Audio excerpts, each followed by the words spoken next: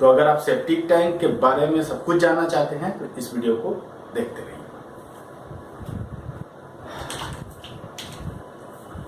Friends, जो engineering graduates हैं या इंजीनियरिंग पढ़ रहे हैं, इंजीनियरिंग पॉइंट ऑफ व्यू से और भी इसमें कई सारे जानकारी हो सकते हैं कि लेने मिल जाएंगे आपको।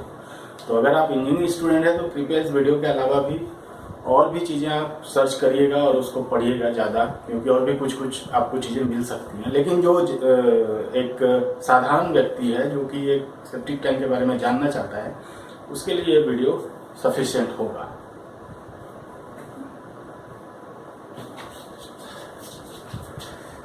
तो सबसे पहले मैं आपको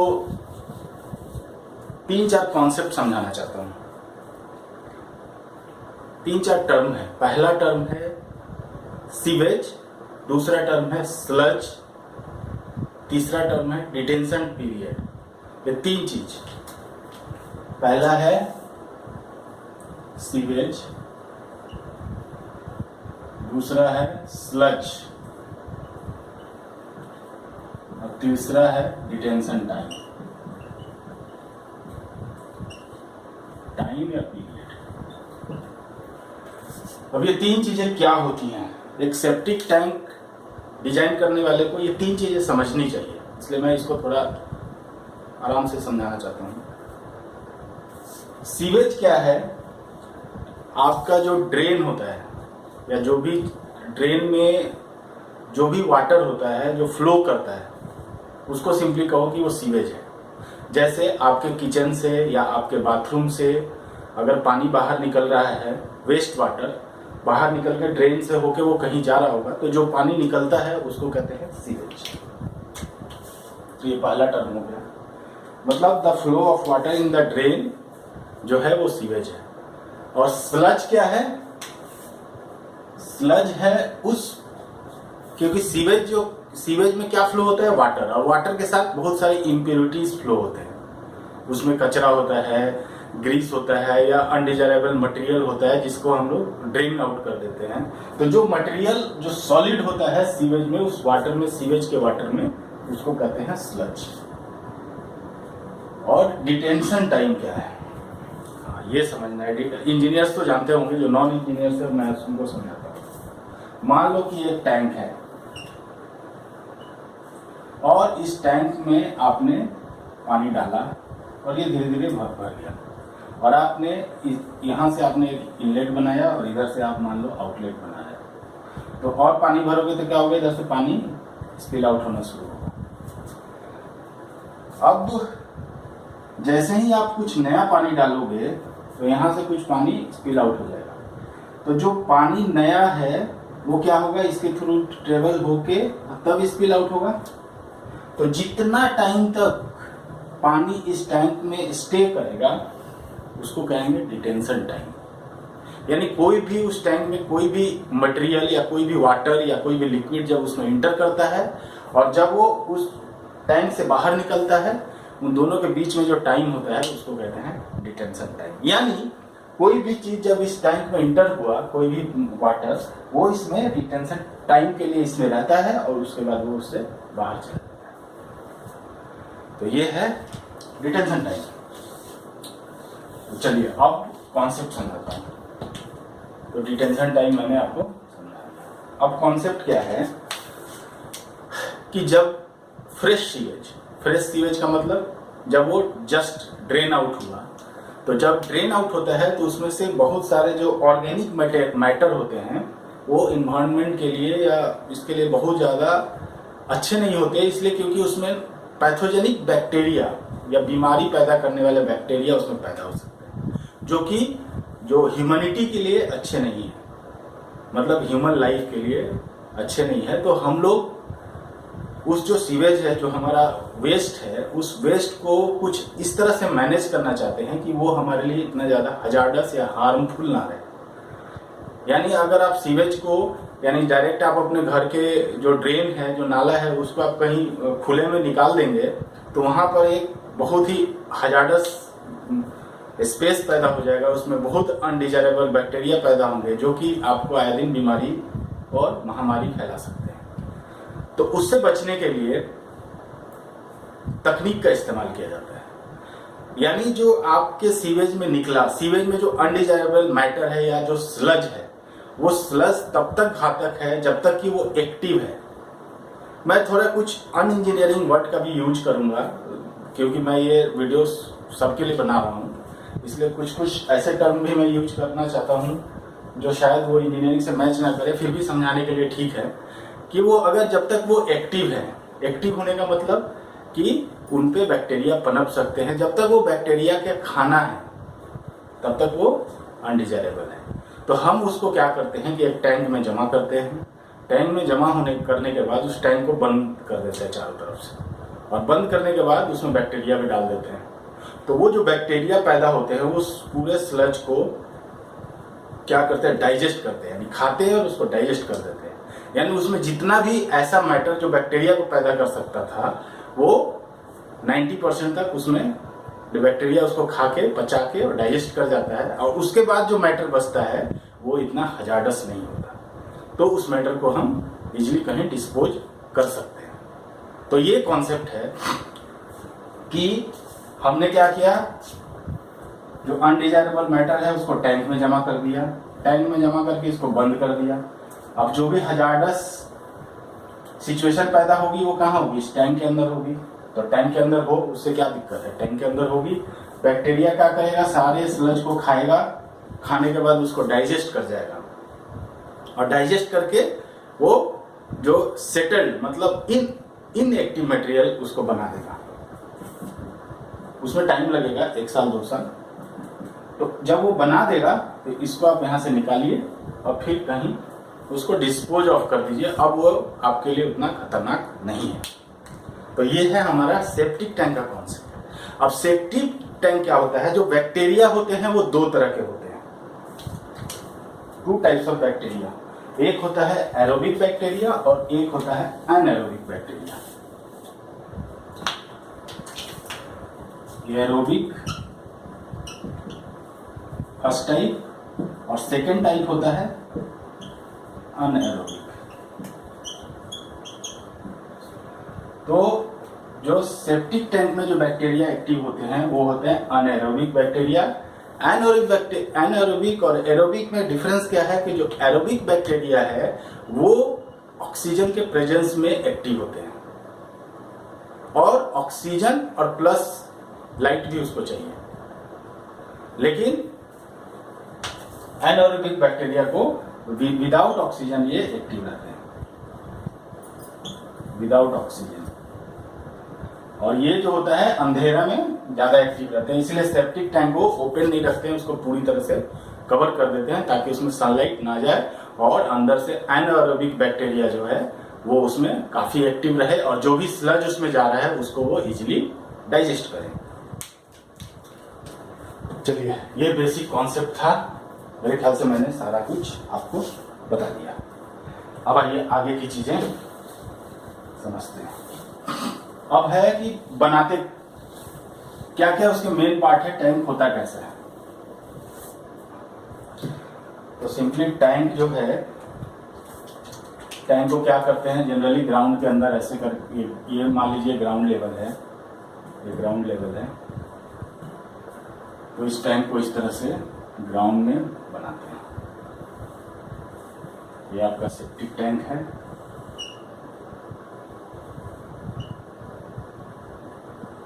ये नीचे जो होगा ये कंक्रीट का होगा, वॉल जो है ब्रिक का होता है।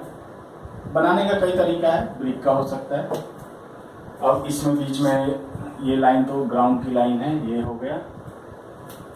अब इसमें एक इनलेट होता है,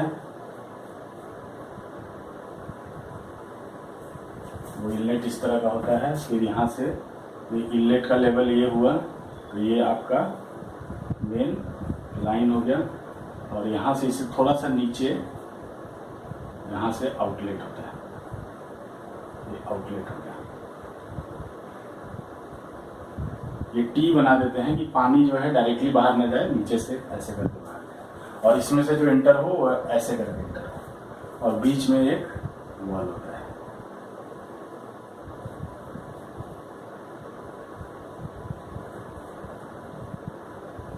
और वॉल के बीच में यहाँ पे होल भी रहता है। और नीचे क्या करते हैं कि नीचे हम थोड़ा सा इसमें स्लोप बनाते हैं ऐसे, ताकि जो भी इसमें सीवेज जाएगा डाइजेस्ट होगा, डाइजेस्ट होकर क्या होगा इसके अंदर ये बैठ जाएगा, बैठते जाएगा बैठते जाएगा बैठते जाएगा, और जब ये भर जाएगा तो आप ऊपर से इसको निकाल के साफ कर सकें। अब ये है सेप्टिक टैंक की बनावट।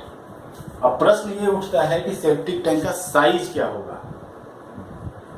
तो साइज डिपेंड करता है कि कितने लोग सेप्टिक टैंक को यूज करेंगे, आप कितने दिन में सेप्टिक टैंक को साफ करना चाहते हैं। इन सब चीज़ों को ध्यान में रखते हुए हम लोग सेप्टिक टैंक का साइज डिसाइड करते हैं। और ऊपर जो है या कंक्रीट का यहाँ पे स्लैब का कवर होता है। अब फंक्शन क्या है कि इसमें ये जो है आपके जो WC है या कहिए शौचालय है, शौचालय के सीट से कनेक्टेड होता है, यहाँ से ऐसे कनेक्टेड होता है। ये थोड़ा सा ऊंचा रखेंगे इसको, चलिए मैं थोड़ा सा ठीक से ही बना लेता हूँ। ये लेवल है तो थोड़ा सा इसको इस स्लोप में ऐसे रखते हैं, और यहाँ पे होता है वाटर सील। ये हो गया आपका कमोड, और ये ऐसे वाटर सील से ऐसे जुड़ा रहता है, और ये पानी यहाँ तक भरा रहता है। और ये यहाँ पे हम एक कमरा ऐसे बना लेते हैं। तो ये हो गया आपका शौचालय। इसमें गंदगी आएगी, गंदगी इसमें जाएगी और इसमें क्या करेगी कि सेटल हो जाएगी, और जो पानी होगा एक्स्ट्रा पानी वो इसमें कुछ डिटेंशन टाइम तक रहेगा और यहाँ से निकल जाएगा। तो सेप्टिक टैंक का जो डिटेंशन टाइम होता है, टैंक का जो डिटेंशन टाइम होता है वो होता है 12 से लेकर 36 घंटे। यानी जो भी लिक्विड इसमें इंटर करेगा वो कम से कम 12 घंटे से रहेगा इसमें, उसके बाद वो बाहर निकलेगा। और इस 12 घंटों में उसमें जो सॉलिड पार्टिकल होता है वो क्या होता है, नीचे सेटल डाउन हो जाता है। यानी सेटल डाउन होने के बाद इधर से केवल पानी निकल जाएगा, और जो भी स्लज है वो इसमें बैठ जाएगा, और जो कि टाइम के साथ धीरे धीरे डाइजेस्ट करेगा, उसको बैक्टीरिया खाएगा, पचाएगा, और धीरे धीरे ये सेप्टिक टैंक बैठता रहेगा। तो हम जनरल कैलकुलेशन के लिए इसको लेते हैं 24 घंटा। तो ये है सेप्टिक टैंक का बनावट, और जो भी अरेंजमेंट है वो मैंने बता दिया। अब इसमें क्या होता है कि जो टॉप लेवल होता है और जो वाटर का लेवल होता है उसके बीच में इसको बोलते हैं फ्री बोर्ड, और ये कम से कम 300 मिलीमीटर रखते हैं। क्यों रखते हैं? क्योंकि जब सेप्टिक टैंक के अंदर जब वेस्ट आएगा तो वेस्ट में सॉलिड पार्टिकल्स भी होंगे, ऑयल भी होगा, ग्रीस भी होगा। तो सॉलिड पार्टिकल नीचे बैठेगा, ऑयल ग्रीस जो होगा ऊपर फ्लोट करेगा। तो फ्लोट करने के लिए ये ऊपर खाली हम जगह छोड़ते हैं जिसको बोलते हैं फ्री बोर्ड। यानी जो लेवल है वाटर का जो उसके अंदर आता है, इसको कहते हैं टॉप सीवेज लाइन।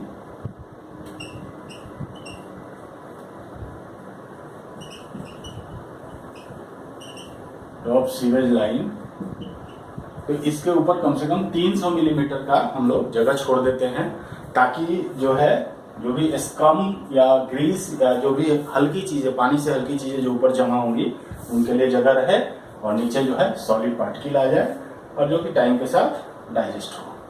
तो ये है कंस्ट्रक्शन। अब आइए, सबसे बड़ा जो यक्ष प्रश्न है जो लोगों के मन में आएगा कि आखिर सेप्टिक टैंक का साइज कितना होना चाहिए, तो वो कैसे कैलकुलेट करें। तो वो कैलकुलेट करना मेन है, और आपको ये बनावट मैंने समझा दी।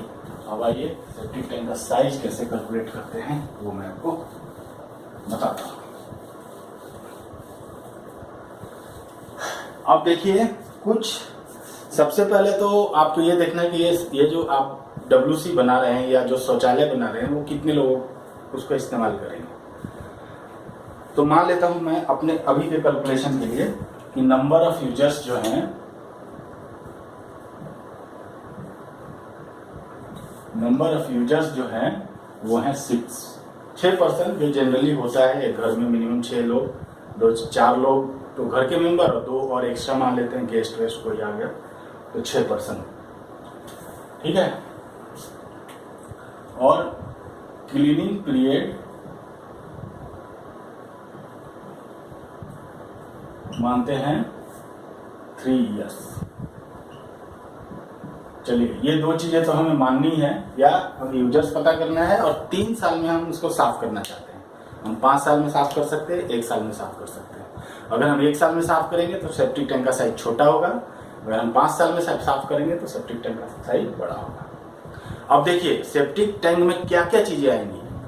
पहले तो आएगा सीवेज, जो डेली जो लोग यूज करेंगे, तो यूजर्स जो उसमें सीवेज डालेंगे वो सीवेज।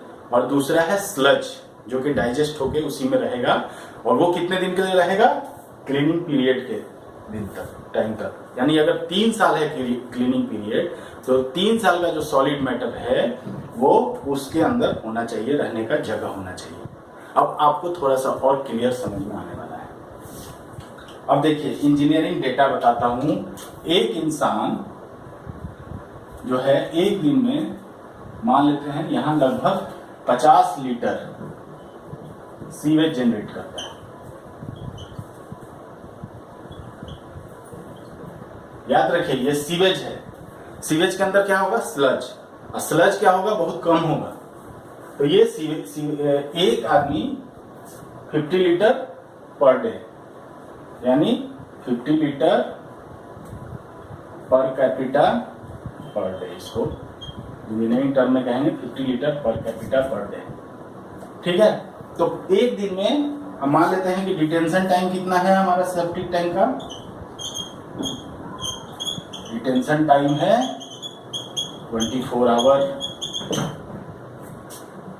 तो कितना सीवेज एक दिन में पैदा होगा, तो नंबर ऑफ यूजर है 6। एक आदमी कितना पैदा करेगा, 50 लीटर, तो कितना हो जाएगा 300 लीटर पर डे। अगर 24 घंटा हमने डिटेंशन टाइम एज्यूम किया है, तो 24 घंटे में 300 लीटर जो है सीवेज 6 आदमी मिलकर पैदा करेंगे। अब आइए, अब हमने क्या किया है, अब एक और इंजीनियरिंग डाटा याद रखिए कि एक इंसान 1 साल में 3 लीटर स्लज पैदा करता है। एक इंसान 1 साल में 3 लीटर स्लज पैदा करता है। सॉरी, एक इंसान 1 साल में 30 लीटर स्लज। स्लज मतलब जो उस लिक्विड के अंदर जो सॉलिड पार्टिकल्स हैं वो 1 साल में 30 लीटर होता है, जो सॉलिड फॉर्म में होता है, जो कि हमारे सेप्टिक टैंक में बैठने वाला है 1 साल में। तो हमारा स्लज का क्या वॉल्यूम होगा, स्लज का वॉल्यूम होगा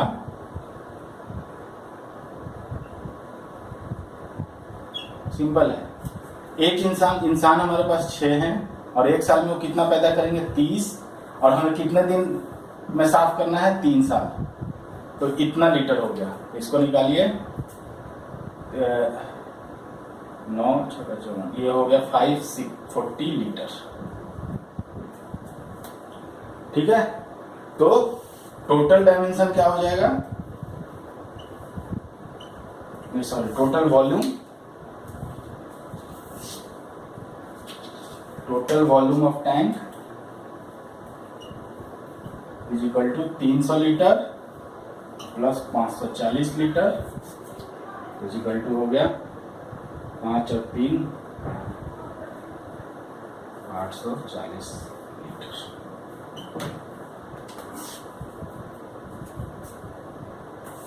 अच्छा, तो ये 840 लीटर है, आया हमारा कैलकुलेशन से। लेकिन सेप्टिक टैंक को सक्सेसफुल बनाने के लिए एक मिनिमम साइज उसका होना बहुत जरूरी है, और ये हमारे कैलकुलेशन से 840 लीटर ही आ रहा है। तो इंजीनियरिंग कहता है कि कम से कम सेप्टिक टैंक कितने का बनाइए, 1400 लीटर का। अगर आपका रिक्वायरमेंट 1400 लीटर से कम आता है, तो हमने जो कैलकुलेट किया इससे आता है 840 लीटर। तो हम सेप्टिक टैंक कितने का बनाएंगे, हम बनाएंगे 1400 लीटर का। क्यों बनाएंगे? क्योंकि सेप्टिक टैंक को सक्सेसफुल होने के लिए, सक्सेसफुल होने का मतलब कि उसमें बैक्टीरिया अच्छी तरह से एक्टिव हो और उसका डाइजेशन अच्छे से हो, क्योंकि बैक्टीरिया अगर फेल हो गया, कई बार होता है कि सेप्टिक टैंक फेल हो जाता है, तो फिर हमारा सारा बेकार हो जाएगा। तो इसलिए हमें मिनिमम 1400 लीटर का एक सेप्टिक टैंक बनाना चाहिए, ऐसा एक जनरल एजम्पशन है, जनरल रिकमेंडेशन है। तो हमने कैलकुलेट किया तो आया 840। अगर हमारा यही कैलकुलेशन आता 1600 लीटर तो हम 1600 लीटर का बनाते, तब हम उसको कोई बढ़ाते नहीं, जितना आता उतना ही बनाते। लेकिन चूंकि अभी आया है 840 लीटर तो हम उसको बनाएंगे 1400 लीटर का। तो चलिए अब 1400 लीटर से हम आगे का कैलकुलेशन बताता हूँ।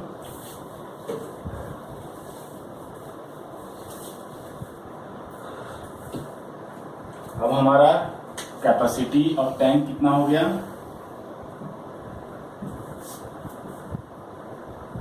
टैंक हो गया 1400 लीटर और डेप्थ कहता है कि मिनिमम 1.5 मीटर होना चाहिए, 1.5 मीटर होना चाहिए। तो 1.5 मीटर ले लिया तो सरफेस एरिया कितना हो जाएगा? सरफेस एरिया बराबर 1400 लीटर डिवाइडेड बाई 1.5। अब इसको मीटर क्यूब में बदल दें। 1400 लीटर को अगर मीटर क्यूब में बदलें तो ये इसको हम मीटर क्यूब में लिखेंगे तो 1.4 metre cube, 1.4 divided by 1.4 divided by आएगा 1.5। तो ये करीब करीब मान लेते हैं अप्रोक्सीमेटली 1 मीटर स्क्वायर आता है। तो ये भी काफ़ी कम है 1 मीटर स्क्वायर का सरफेस एरिया। तो चूंकि हम 6 लोगों का बना रहे हैं तो 6 लोग काफ़ी कम होते हैं। तो एक मानना है कि जो सरफेस एरिया है उसका विड्थ जो होना चाहिए मिनिमम 900, यानी अगर हम ऊपर से टैंक को देखेंगे तो ये जो विड्थ होता है होना चाहिए, ये होना चाहिए मिनिमम 900 mm यानी 0.9 मीटर, और जो लेंथ होना चाहिए वो करीब करीब इससे 3 गुना होना चाहिए। ये 900 है तो ये 2.7 मीटर का होना चाहिए। तो हमारा जो रिक्वायरमेंट है ये काफ़ी कम आया 1 मीटर स्क्वायर, इसलिए हम मिनिमम रिक्वायरमेंट को कवर करते हुए हम बनाएंगे कितने का? 900.9 मीटर बाई 2.7 मीटर, और इसके बीच में और डेप्थ कितना लेंगे? 1.5 मीटर। तो हमारा जो सेप्टिक टैंक आएगा 6 लोगों के लिए, चलिए अब मैं क्लियरली लिखता हूँ।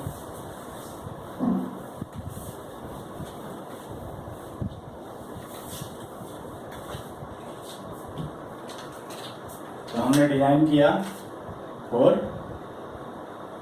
6 पर्सन, ठीक है, और हमने एज्यूम किया था 3 ईयर क्लीनिंग टाइम, लेकिन अब चूंकि हमने अपने एजम्पशन से काफ़ी बड़ा बनाया है तो ये 10 साल भी हो सकता है, तो इसका बैक कैलकुलेशन करके क्लीनिंग पीरियड निकाल सकते हैं। तो 6 पर यूजर्स के लिए सेप्टिक टैंक का जो साइज हमने कैलकुलेट किया वो आया 900 millimetre into 2700 millimetre into 1.5 metre, या तो ये हो जाएगा डायमेंशन। अगर ऐसे बनाए इसका सेक्शन तो ये हो जाएगा आपका 250, ये हो जाएगा 1500, तो 300 हमें फ्री बोर्ड लेना है, तो 300 फ्री बोर्ड, तो टोटल हाइट कितनी हो जाएगी? 1800। तो हम लोग क्या कर सकते हैं? Side 0.9 into 2.7 into 1.8 metre. तो ये आपका सेप्टिक टैंक का डायमेंशन हुआ। तो जनरल सेप्टिक टैंक जो कि आप 5-6 लोगों के 7-8, मेरे ख्याल से 8-10 लोगों के लिए भी चल जाएगा, तो 6-7 लोगों के लिए जो सेप्टिक टैंक बनाए उसका साइज लें 900 बाई 2700 और डेप्थ लें 1.5 मीटर और 300 फ्री बोर्ड यानी 1800।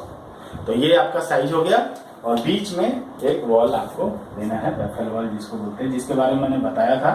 तो ये बीच में एक वॉल होगा। ये वॉल क्यों देते हैं कि जब इसमें इफ्लुएंट आए तो ऐसा ना हो कि डायरेक्टली यहाँ से इनलेट से इंटर करे और इधर से निकल जाए। इसको कहते हैं, इस फिनोमेना को कहते हैं शॉर्ट सर्किट। तो ये ऐसा ना हो कि तुरंत जाए और तुरंत निकल जाए। हमें क्या करना है, इसको इसके अंदर 24 घंटा डिटेन करना है। अगर 24 घंटा डिटेन करेंगे तभी उसमें का स्लज जो है सेटल डाउन होगा और पानी बाहर निकलेगा। अदरवाइज क्या होगा, आउटलेट में भी आपका स्लज के साथ पूरा सीवेज बाहर आ जाएगा। इसीलिए हम लोग यहाँ पे टी देते हैं ताकि इसमें जो इनलेट वाला वाटर आए वो ऐसे अंदर जाकर मिक्स हो जाए। और ये डायरेक्ट ना जाके यहाँ पे थोड़ा इसको रोको, ऐसे होल होता है तो ये धीरे धीरे पास करके तब आउटलेट से बाहर जाए। तो ये था कॉन्सेप्ट सेप्टिक टैंक का। इंजीनियर्स के लिए और भी कुछ थोड़े बहुत चीज बुक्स में मिल जाएंगे, तो आप बुक से और थोड़ी जानकारी ले लीजिए। अगर आप इंजीनियर नहीं है तो आप इस हिसाब से आप अपना सेप्टिक टैंक बना सकते हैं, या अगर कोई बना रहा है तो इन सब चीज़ों का ध्यान रखते हुए आप सेप्टिक टैंक को बनाइए। नीचे स्लोप डालिए, जो मैंने बताया ऐसे बनाया तो ऐसे इसमें स्लोप डालिए ताकि जो आपका डाइजेस्टेड मटेरियल है वो एक जगह जमा हो जाए, उसको साफ करना आसान हो जाएगा। और इस तरह से आप अपने एनवायरनमेंट को साफ सुथरा रख सकते हैं, बच्चों को बीमारियों से बचा सकते हैं। तो अगर आपके गांव में, घरों में कहीं सेप्टिक टैंक नहीं है और आपको पता नहीं है कैसे बनाया जाता है, तो ऐसे बनाया जाता है। बाकी आप लोकल अथॉरिटी से, लोकल जो भी लोग हैं उनकी मदद से आप आसानी से कोई भी सेप्टिक टैंक या शौचालय बना सकते हैं। तो मेरे ख्याल से ये जानकारी काफ़ी हो जाएगी। तो अगर ये वीडियो आपको अच्छा लगा है तो इस वीडियो को जरूर लाइक करिए, अपने फ्रेंड्स दोस्तों के साथ शेयर कीजिए। और अगर आपने मेरा चैनल पहली बार देखा है तो प्लीज़ करके सब्सक्राइब कर लीजिए, ताकि आपको आने वाले डेज में जो भी वीडियो अपलोड हो उसके बारे में जानकारी मिले और आप समझ ही सकते हैं। Okay then, bye.